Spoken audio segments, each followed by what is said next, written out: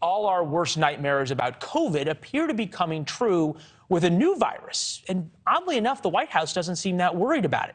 If you have kids or grandkids, you better hope they don't get sick with RSV. NBC reports 7 states with hospitals at 90% capacity. 90% capacity for children's hospitals. Nationwide, 78% of pediatric beds are full. Some emergency rooms report 15-hour waits.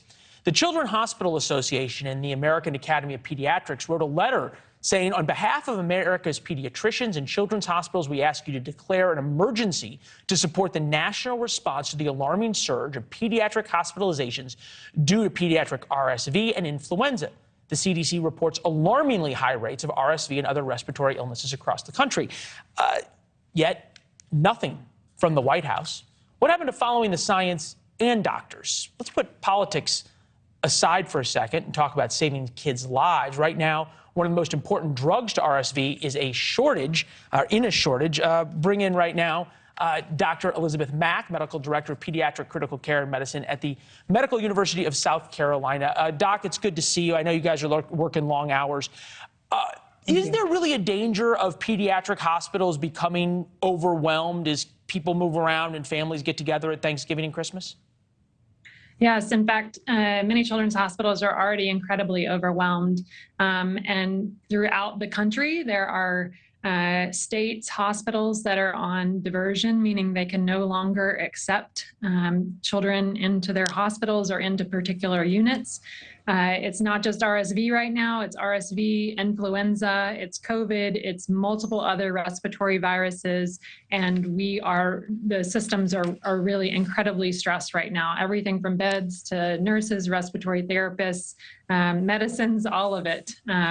We really have a shortage of resources. It seems like this was the fear, right, in COVID, that it was the kids that would get sick. In the end, it was not kids who really ended up dying in great rates because of COVID. But I think about so many kids were locked down, people were separated.